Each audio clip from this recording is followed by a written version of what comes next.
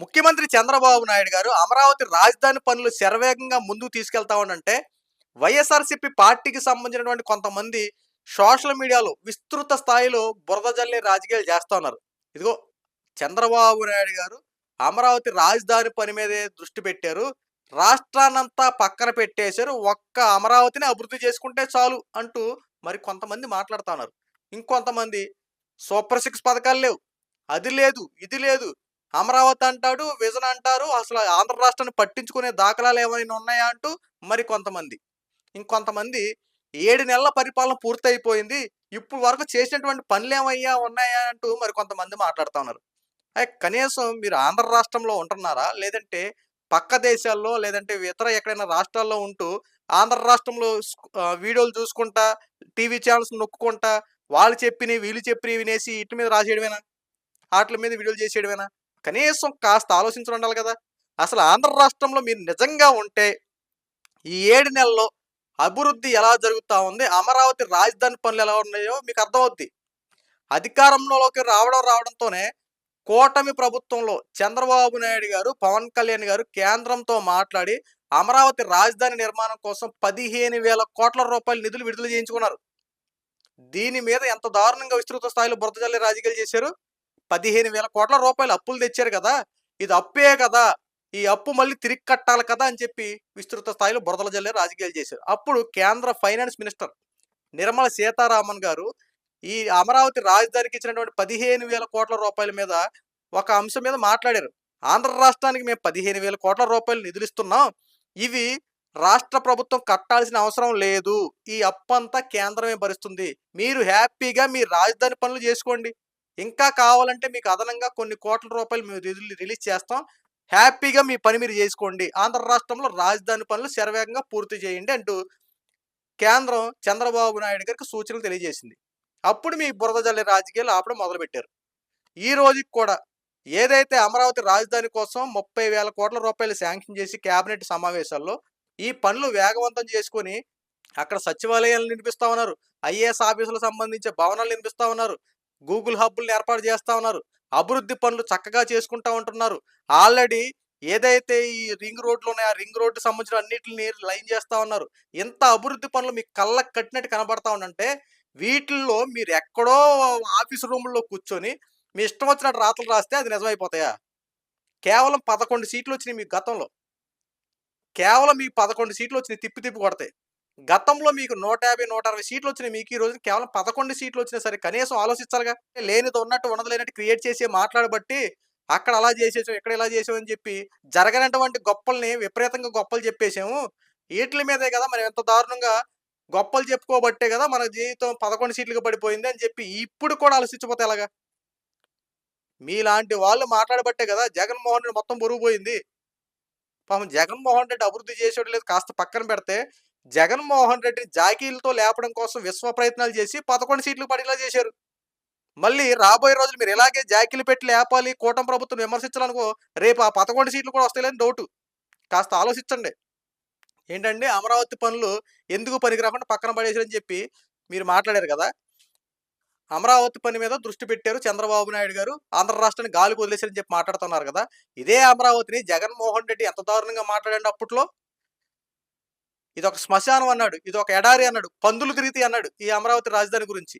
మరి ఇప్పుడు అమరావతి మీద దృష్టి పెట్టకుండా 5 సంవత్సరాలు మీరు అధికారంలో ఉన్నప్పుడు 3 రాజధానులు 3 ముక్కలంటూ కాలయాపన చేసి ఆంధ్ర రాష్ట్రానికి రాజధాని అనేది లేకుండా చేశారు కదా! ఇప్పుడు చంద్రబాబు నాయుడు గారు తన హయాంలో రాజధాని గనక నిర్మించకపోతే రాబోయే రోజుల్లో రాజధాని అనేది ఖచ్చితంగా ఉండదు. ఆంధ్ర రాష్ట్రానికి అతి ముఖ్యమైనది కేంద్ర బిందువు రాజధాని. ఆ రాజధాని అనేది పూర్తి చేయకపోతే ఇంకెప్పుడు పూర్తి చేస్తారు? ఇంకెన్నాళ్ళు మీ బురద జల్లి రాజకీయాలు చేసుకుంటూ తిరుగుతారు. ఈ రోజు నా చంద్రబాబు నాయుడు గారు అమరావతి దృష్టి పెట్టారంటే యెస్ పెట్టారు. రాష్ట్రానికి అతి ముఖ్యమైనది రాజధాని కాబట్టి రాజధాని పనులు మొత్తం పూర్తి చేయడం కోసం కంకణం కట్టుకొని పనిచేస్తా ఉన్నారు.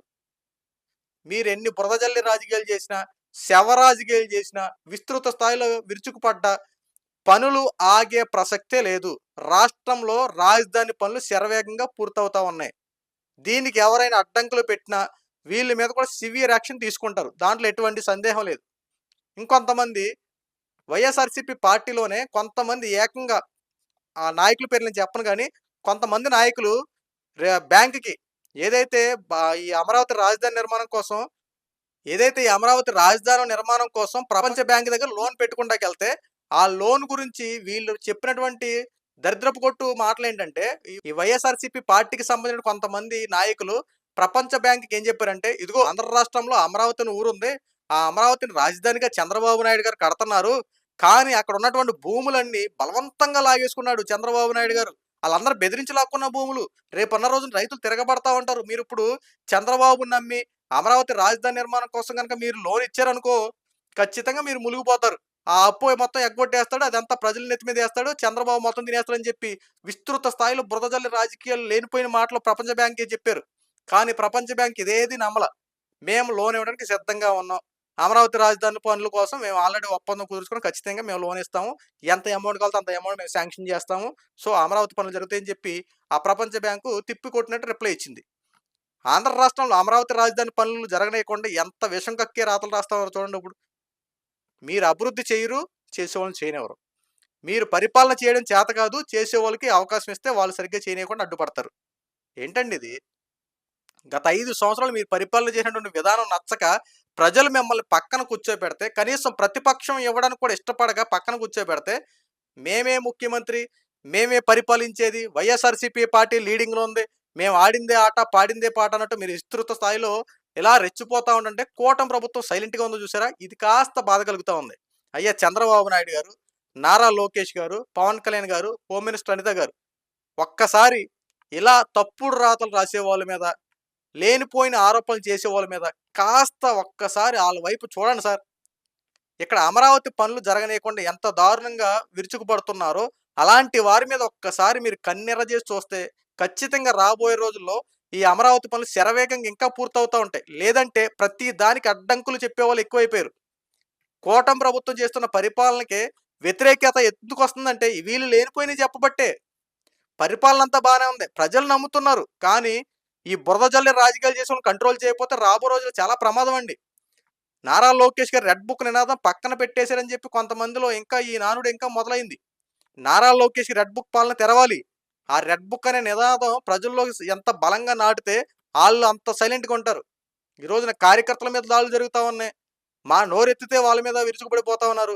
అధికారంలో ఉన్నది వాళ్ళో లేతే మనమో కూడా అర్థం కాని పరిస్థితిలో ఈ రోజున కూటమి ప్రభుత్వం డిఫెన్స్‌లో పడిపోయింది.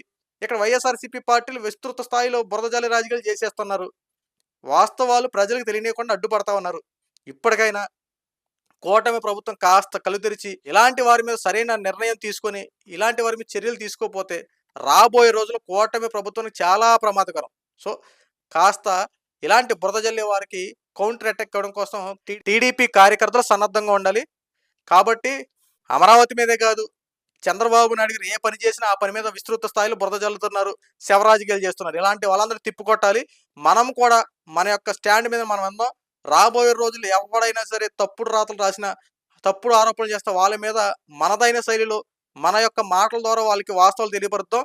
ప్రజలకి మెరుగైన పరిపాలన అందిద్దాం. సో, ఈ వీడియో మీకు నచ్చితే లైక్ చేయండి, షేర్ చేయండి. ఇలాంటి మరిన్ని అప్డేట్స్ కోసం మన ఛానల్ సబ్స్క్రైబ్ చేసుకోండి. Thank you.